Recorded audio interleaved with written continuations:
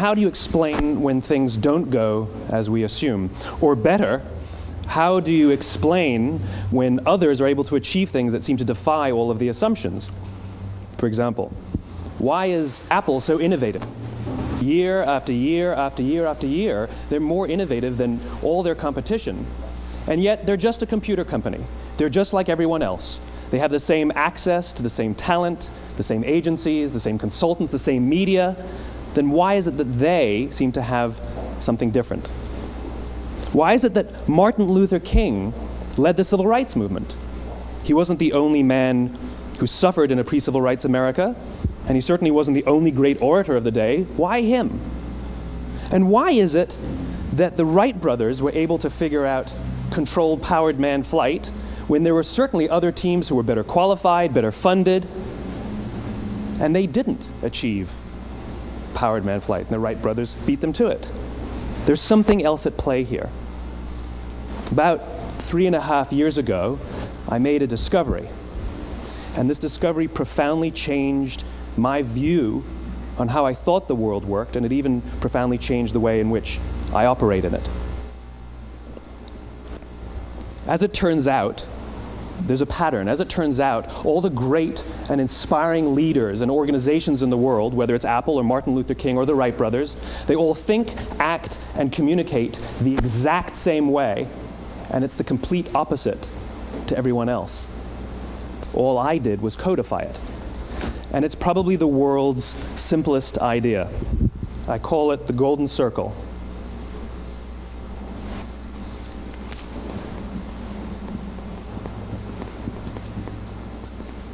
Why, how, what? This little idea explains why some organizations and some leaders are able to inspire where others aren't. Let me define the terms really quickly. Every single person, every single organization on the planet knows what they do, 100%. Some know how they do it, whether you call it your differentiating value proposition or your proprietary process or your USP. But very, very few people or organizations know why they do what they do. And by why, I don't mean to make a profit. That's a result. It's always a result. By why, I mean what's your purpose? What's your cause? What's your belief? Why does your organization exist? Why do you get out of bed in the morning? And why should anyone care? Well, as a result, the way we think, the way we act, the way we communicate is from the outside in. It's obvious. We go from the clearest thing to the fuzziest thing.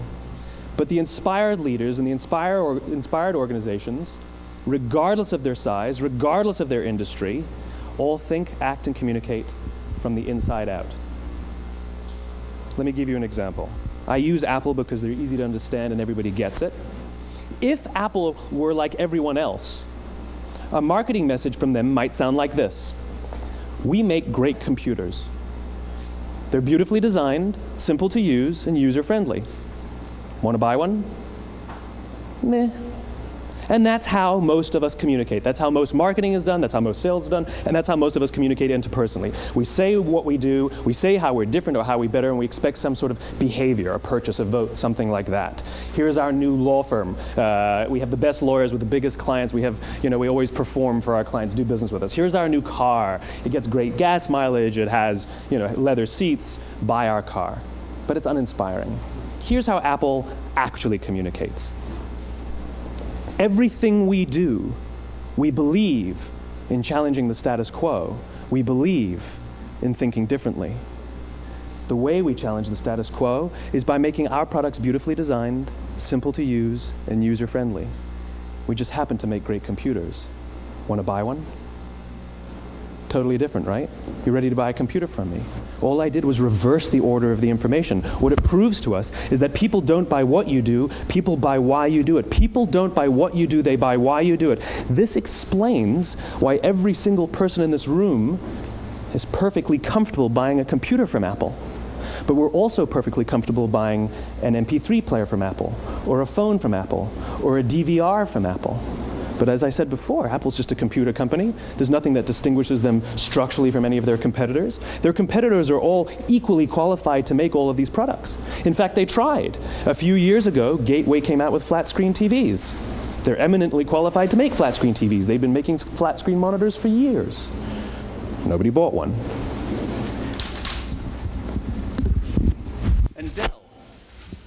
Dell came out with MP3 players and PDAs. And they make great quality products, and they can make perfectly well-designed products, and nobody bought one. In fact, talking about it now, we can't even imagine buying an MP3 player from Dell. Why would you buy an MP3 player from a computer company? But we do it every day. People don't buy what you do, they buy why you do it. The goal is not to do business with everybody who needs what you have. The goal is to do business with people who believe what you believe. Here's the best part. None of what I'm telling you is my opinion. It's all grounded in the tenets of biology, not psychology, biology.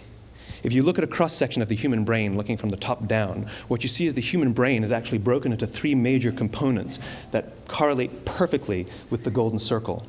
Our newest brain, our Homo sapien brain, our neocortex, corresponds with the what level. The neocortex is responsible for all of our rational and analytical thought and language. The middle 2 sections make up our limbic brains, and our limbic brains are responsible for all of our feelings, like trust and loyalty. It's also responsible for all human behavior, all decision-making, and it has no capacity for language. In other words, when we communicate from the outside in, yes, people can understand vast amounts of complicated information like features and benefits and facts and figures. It just doesn't drive behavior. When we communicate from the inside out, we're talking directly to the part of the brain that controls behavior, and then we allow people to rationalize it with the tangible things we say and do. This is where gut decisions come from. You know, sometimes you can give somebody all the facts and your figures and they say, I know what all the facts and details say, but it just doesn't feel right. Why would we use that verb? It doesn't feel right. Because the part of the brain that controls decision-making doesn't control language. And the best we can muster up is, I don't know, it just doesn't feel right. Or sometimes you say you're leading with your heart or you're leading with your soul. Well, I hate to break it to you, those aren't other body parts controlling your behavior. It's all happening here in your limbic brain, the part of the brain that controls decision-making and not language. But if you don't know why you do what you do, and people respond to why you do what you do, then how will you ever get people to vote for you or buy something from you, or more importantly, be loyal and want to be a part of what it is that you do? Again, the goal is not just to sell people who need what you have. The goal is to sell to people who believe what you believe. The goal is not just to hire people who need a job. It's to hire people who believe what you believe. I always say that, you know, there's, if you hire people just because they can do a job, they'll work for your money. But if you hire people who believe what you believe, they work for you with blood and sweat and tears. And nowhere else is there a better example of this than with the Wright brothers. Most people don't know about Samuel Pierpont Langley. And back in the early 20th century, the pursuit of powered man flight was like the dot-com of the day. Everybody was trying it. And Samuel Pierpont Langley had what we assume to be the recipe for success. I mean, even now, you ask people, why did your product or why did your company fail? And people always give you the same permutation of the same 3 things. Undercapitalized, the wrong people, bad market conditions. It's always the same 3 things. So let's explore that. Samuel Pierpont Langley was given $50,000 by the War Department to figure out this flying machine. Money was no problem. He held a seat at Harvard and worked at the Smithsonian and was extremely well connected. He knew all the big minds of the day. He hired the best minds money could find, and the market conditions were fantastic. The New York Times followed him around everywhere, and everyone was rooting for Langley. And how come we've never heard of Samuel Pierpont Langley? A few hundred miles away in Dayton, Ohio, Orville and Wilbur Wright. They had none of what we consider to be the recipe for success. They had no money. They paid for their dream with the proceeds from their bicycle shop. Not a single person on the Wright brothers' team had a college education, not even Orville or Wilbur. And the New York Times followed them around nowhere. The difference was Orville and Wilbur were driven by a cause, by a purpose, by a belief. They believed that if they could figure out this flying machine, it'll change the course of the world. Samuel Pierpont Langley was different. He wanted to be rich, and he wanted to be famous. He was in pursuit of the result. He was in pursuit of the riches. And lo and behold, look what happened. The people who believed in the Wright brothers' dream worked with them with blood and sweat and tears. The others just worked for the paycheck. And they tell stories of how every time the Wright brothers went out, they would have to take 5 sets of parts because that's how many times they would crash before they came in for supper. And eventually, on December 17th, 1903, the Wright brothers took flight. And no one was there to even experience it. We found out about it a few days later. And further proof that Langley was motivated by the wrong thing, the day the Wright brothers took flight, he quit. He could have said, "That's an amazing discovery, guys, and I will improve upon your technology." But he didn't. He wasn't first. He didn't get rich. He didn't get famous. So he quit. People don't buy what you do, they buy why you do it. And if you talk about what you believe, you will attract those who believe what you believe. Well, why is it important to attract those who believe what you believe? Something called the law of diffusion of innovation. And if you don't know the law, you definitely know the terminology. The first 2.5% of our population are our innovators. The next 13.5% of our population are our early adopters. The next 34% are your early majority, your late majority, and your laggards. The only reason these people buy touch-tone phones is because you can't buy rotary phones anymore. We all sit at various places at various times on the scale, but what the law of diffusion of innovation tells us is that if you want mass market success or mass market acceptance of an idea, you cannot have it until you achieve this tipping point between 15 and 18% market penetration, and then the system tips. And I love asking businesses, what's your conversion on new business? And they love to tell you, oh, it's about 10%, proudly. Well, you can trip over 10% of the customers. We all have about 10% who just get it. That's how we describe them, right? That's like that gut feeling, oh, they just get it. The problem is, how do you find the ones that just get it before you're doing business with them versus the ones who don't get it? So it's this here, this little gap, that you have to close, as Geoffrey Moore calls it, crossing the chasm. Because you see, the early majority will not try something until someone else has tried it first. And these guys, the innovators and the early adopters, they're comfortable making those gut decisions. They're more comfortable making those intuitive decisions that are driven by what they believe about the world, and not just what product is available. These are the people who stood online for 6 hours to buy an iPhone when they first came out, when you could have just walked into the store the next week and bought one off the shelf. These are the people who spent $40,000 on flat-screen TVs when they first came out, even though the technology was substandard. And by the way, they didn't do it because the technology was so great. They did it for themselves. It's because they wanted to be first. People don't buy what you do, they buy why you do it. And what you do simply proves what you believe. In fact, people will do the things that prove what they believe. The reason that person bought the iPhone in the first 6 hours, or stood in line for 6 hours, was because of what they believed about the world and how they wanted everybody to see them. They were first. People don't buy what you do, they buy why you do it. So let me give you a famous example, a famous failure and a famous success of the law of diffusion of innovation. First, the famous failure. It's a commercial example. As we said before a second ago, the recipe for success is money and the right people and the right marketing conditions, right? You should have success then. Look at TiVo. From the time TiVo came out about 8 or 9 years ago to this current day, they are the single highest quality product on the market. Hands down, there is no dispute. They were extremely well funded. Market conditions were fantastic. I mean, we use TiVo as a verb. I TiVo stuff on my piece of junk Time Warner DVR all the time. But TiVo is a commercial failure. They've never made money. And when they went IPO, their stock was at about $30 or $40 and then plummeted, and it's never traded above 10. In fact, I don't think it's even traded above 6, except for a couple of little spikes.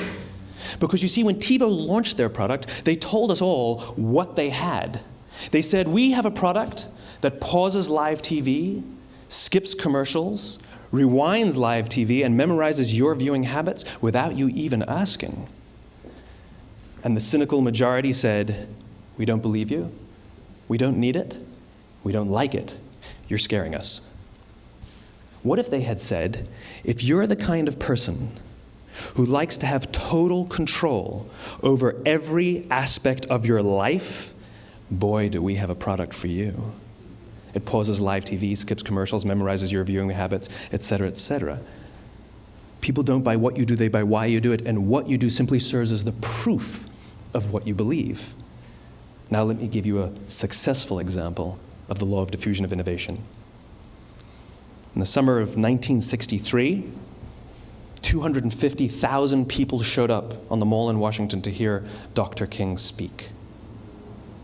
They sent out no invitations, and there was no website to check the date. How do you do that?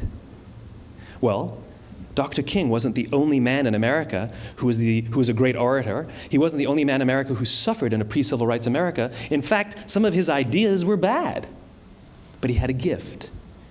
He didn't go around telling people what needed to change in America. He went around and told people what he believed. I believe, I believe, I believe, he told people. And people who believed what he believed took his cause and they made it their own, and they told people. And some of those people created structures to get the word out to even more people. And lo and behold, 250,000 people showed up on the right day, on the right time to hear him speak. How many of them showed up for him? 0. They showed up for themselves. It's what they believed about America that got them to travel on a bus for 8 hours to stand in the sun in Washington in the middle of August. It's what they believed, and it wasn't about black versus white. 25% of the audience was white. Dr. King believed that there are 2 types of laws in this world, those that are made by a higher authority and those that are made by man. And not until all the laws that are made by man are consistent with the laws that are made by the higher authority will we live in a just world. It just so happens that the civil rights movement was the perfect thing to help him bring his cause to life. We followed him not for him, but for ourselves. And by the way, he gave the I have a dream speech, not the I have a plan speech. Listen to politicians now with their comprehensive 12-point plans. They're not inspiring anybody. Because there are leaders and there are those who lead. Leaders hold a position of power or authority, but those who lead inspire us. Whether they're individuals or organizations, we follow those who lead, not because we have to, but because we want to. We follow those who lead, not for them, but for ourselves. And it's those who start with why that have the ability to inspire those around them or find others who inspire them. Thank you very much.